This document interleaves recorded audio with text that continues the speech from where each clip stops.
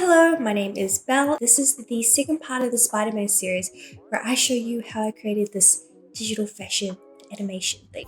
In the last video, we prepared our Dust Studio avatar with preset rigging from Mixamo. We went shopping at the clothes store, bought in our base garment, and then finally we translated the pose to be correct for our Dust Studio avatar. So today I'm going to be showing you how I created the cloth animation to be exported as an Olympic file using CLO3D. This is preparing your garment to be brought into Unreal Engine, where we will do the final render of the animation. Feel like Homer Simpson from the Simpsons movie? Spider Pig does whatever a Spider Pig does. This technique also works if you're going to render in Cinema 4D or Blender, whatever floats your boat. Okay, so I'm not really going to get into how I made this garment because most of the time I was just figuring out how to create this red webbing here, which took me so long. But everything is looking good. I'm happy with it. And I also accidentally deleted the video of me making all my stuff, so that's fun. But anyways, for the ideation process, I knew I wanted to create a puffer streetwear style outfit of Miles Morales, so I looked him up, got some reference images. I also really liked this Moncler puffer jacket. It's like Spider-Man webbing. And then I sketched up a rough design of what I thought I wanted it to look like. Which afterwards I was like, damn, this is ugly as Then of course I had a creative block. So to get the creative juices flowing again, I had Midjourney generate some ideas for the pants for me. After that, I think I finally knew where I stood and I was ready to start creating some stuff.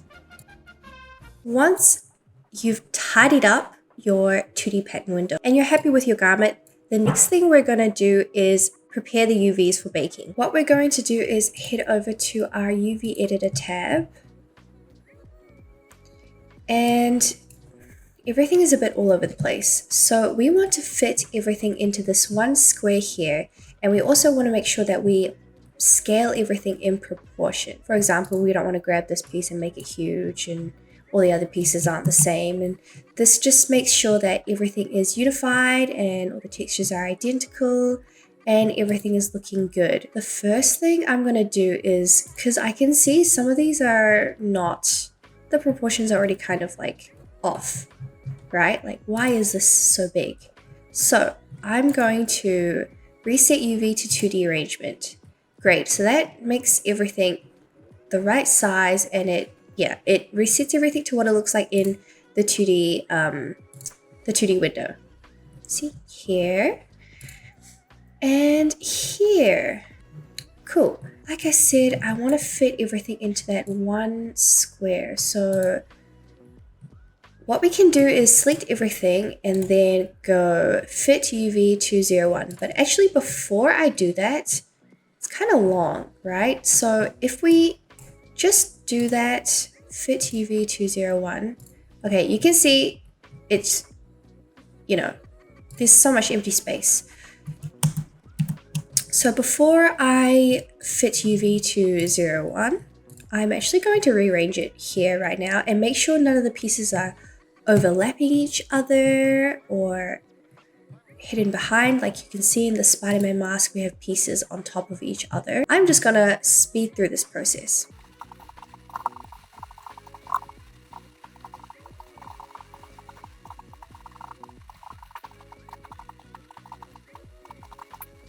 We also want to make sure we have a good amount of padding between each pattern piece. I'm actually going to export these textures in 4K resolution, but padding is especially important when you're going to be exporting your textures in a lower resolution.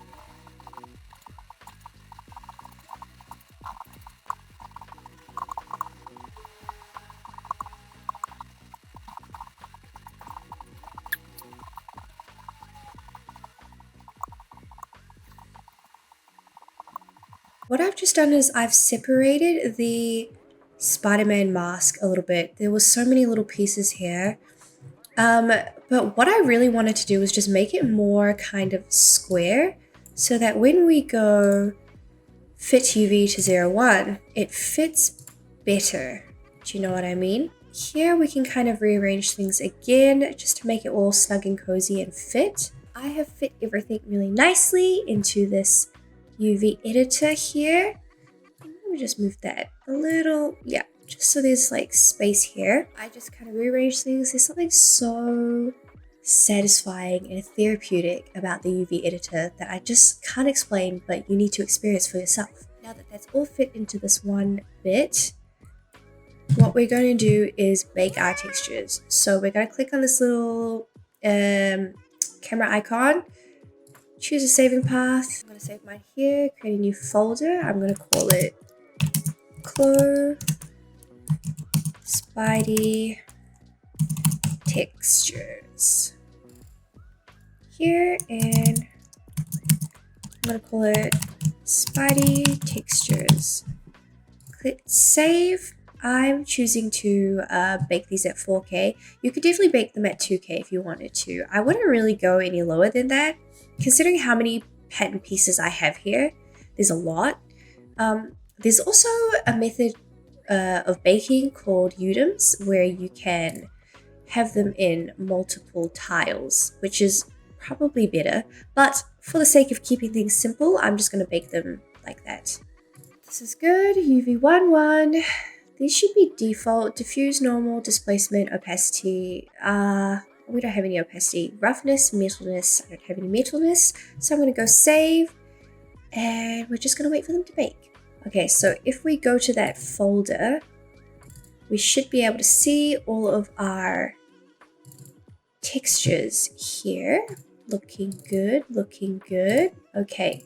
Great, so now that that's done, we can sort out any potential collision issues that are going to happen when we start animating. Here we have some documentation from CLO that gives you some animation tips and tricks, which are really helpful. I will leave this link in the description bar below. So the main thing here is the collision thickness in the properties panel. Because we have pieces that are layered on top of each other, like the webbing here, they're actually, on top of the pants. And we don't want any of that to collide. We also have, this is a puffer, so we don't want the pieces to collide with each other when it's animating because, So what I'm going to do is I'm going to select everything and I'm going to bring the collision thickness up a ridiculous amount. We can change this later. It's a little bit about playing around and seeing what works when you animate. Another thing is the particle distance. We have the particle distance set at 15. The lower your particle distance is, the more bouncy your garment is going to be. Because this is a full item, I really wouldn't recommend going any lower than 15, but I definitely wouldn't recommend 20 either. I feel like 15 was the sweet spot for this garment. We're just going to test this out just to see what happens. I'm going to go to the animation tab. There's a little pause before our frame starts to move. So I've actually started the animation at 23 frames per second, which you can see in the start tab right there. So to start it, you just press the camera icon, and to stop it, do the same. Okay, so I can already see, well, we're like 20 frames in, I can already see some issues. So the first issue here is the waistband. So we can see it's rolling up. We gotta go fix that. What I'm gonna do is I'm gonna bring this slider back to its original pose so that the current is at 0. Then I'm actually gonna delete this because we don't really need it. We know what the problems are, so we're gonna solve it. The issue was the waistband. We're gonna fix this using avatar tape. Also, make sure that your avatar skin offset is higher than what it normally is. Skin offset, I'm actually gonna put it at 6. I'm gonna hide all of these pattern pieces. Shift Q.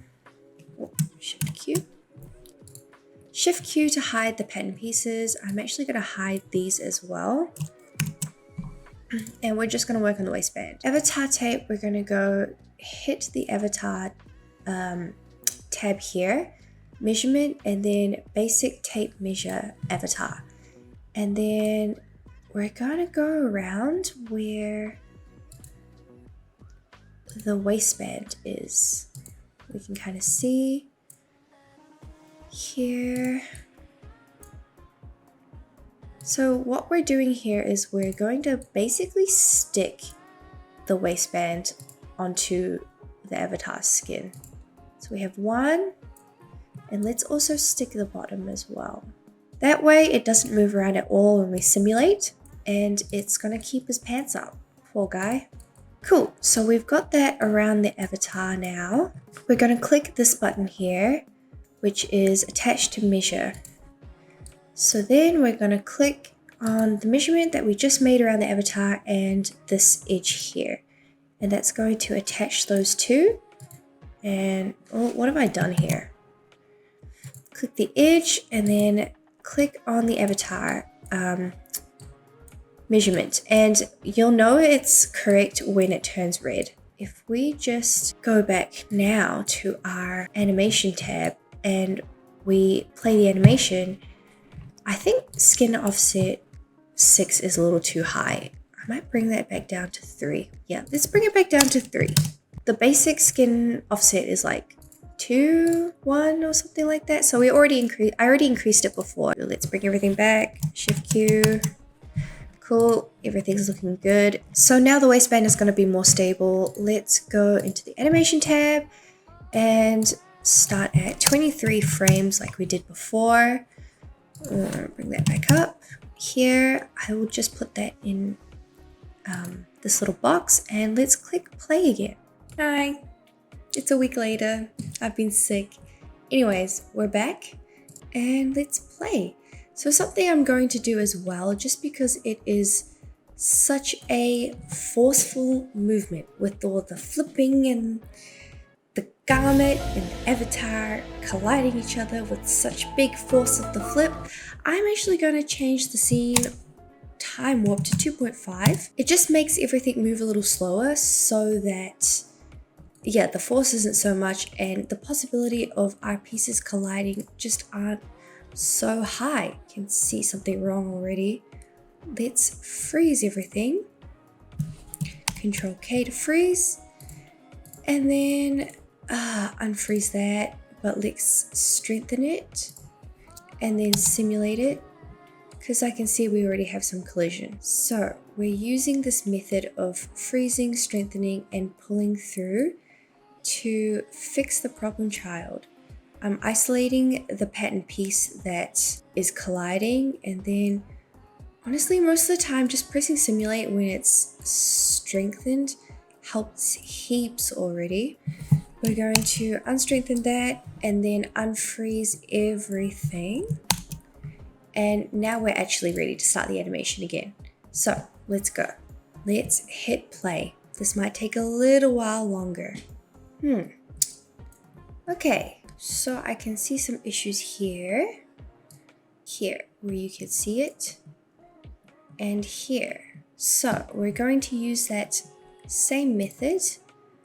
We're going to go find the frame, go back to the simulation, and then I'm going to freeze everything except for the things that I saw were issues. So I'm going to unfreeze that, and then I'm going to strengthen it.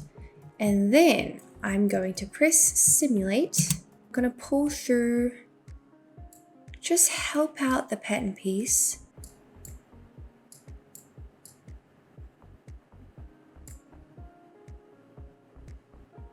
I might actually freeze this top layer, unfreeze this layer, and then I'm going to pull this layer underneath. Sometimes that works a little bit better.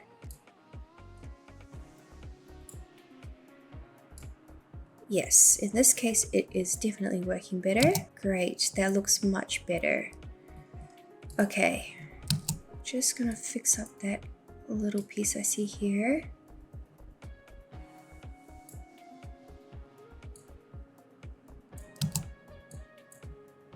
Okay, I'm gonna freeze that, and then I saw here we had an issue. Unfreeze. And I'm gonna pull that through again. Get out! Get out of there! Get out of my car now! Okay, that's looking much better. And now I'm just going to unfreeze everything and unstrengthen everything. And now we're going to go back, restart the animation from here. And so when I press play, it's going to record over the information that we've already recorded. So you can see here in these bars, we have the different times that I've stopped the animation and fixed things.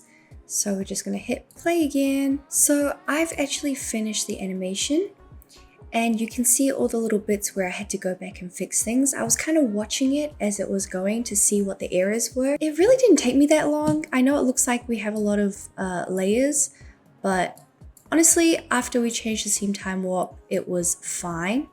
So we can see now he's moving and nothing is colliding. Everything is looking great. The animation is done. So we're going to move this back, the little tab back to 0. Very important. And then we're going to go back into simulation and export this as an Alembic file. So we're going to go File, Export. Export as Alembic Ogawa. Make sure you save it in the right place. I'm going to call this Spidey Alim to Blender. So now that this is all done, we're ready to take it to the next step, which is bringing it into Blender. I'm going to go save. I already did this, so yes. And we're going to go thick. I don't want the avatar there. You can include the avatar if you want, but I'm not going to do that. 30 frames per second. We want it to be in CM. And this is all ready. So we're going to go OK and wait for it to export. So the reason that we take it into Blender is because I found that if you just take it into Unreal Engine, it can import without the geometry cache attached to it. For some reason, I'm not really sure. I will link you in the description bar a video from Hoodie Studios, who has some really great tutorials about bringing CLO3D to Unreal Engine. He's so much more knowledgeable about this whole process, and it's actually where I learned how to do this. But anyways, what we're going to do is we're going to go File, Import, Import Alembic ABC. We're going to bring that, import that to our scene. Why is he upside down? I don't know why. What we're going to do here is we're going to check that the animation is working. So when we're scrubbing through here, we can see that it's going through. The animation is working great. Cool. So what I'm going to do is first off, I'm going to get him the right way around. Rotation. Okay. He's the right way around now. So the next thing I'm going to do is I'm going to visualize the textures. And this is just a precautionary step to make sure that all the UVs are correct. Let's bring him to a cool pose. And I'm just going to go to the material properties in Blender. I'm going to go new material. Then I'm going to go base color and image texture. I'm going to create a new image texture. I'm just going to call it untitled because we're not going to need it. And I'm going to go color grid. Click OK, hit the viewport shading, and just making sure that all the UVs are looking correct.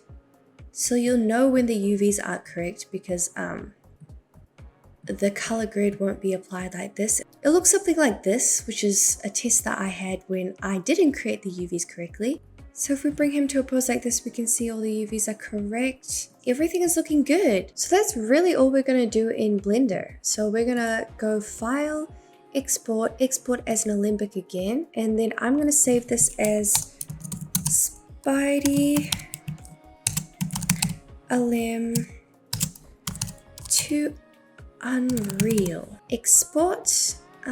All of these should be fine. Hit OK. Wait for it to load. As you can see here, it will take a little while. So now our body is finally ready to be brought into Unreal Engine, where we will apply the animation, set up the scene, and create some cutscenes. Okay, so to recap, what have we done? So we have prepared our UVs for baking in the UV editor in CLO3D. We have then baked our textures. We then recorded the cloth animation in the animation tab in CLO3D, fixed up any errors, exported our animation into Blender and said goodbye to our avatar. We then prepared our Alembic file from Blender to be brought into Unreal Engine, which is what I'm going to talk about in the next video. I hope that the little bit that I do know about this process was helpful. If you have any questions or I wasn't super clear about something, please comment down below, let me know. Also, if you have a better way of doing things, also please let me know, because like anyone, I am still learning. This is a journey. It is like super late in Melbourne, Australia right now. It's also super cold, so I'm going to go to sleep. Thank you for watching. I will see you in the next one.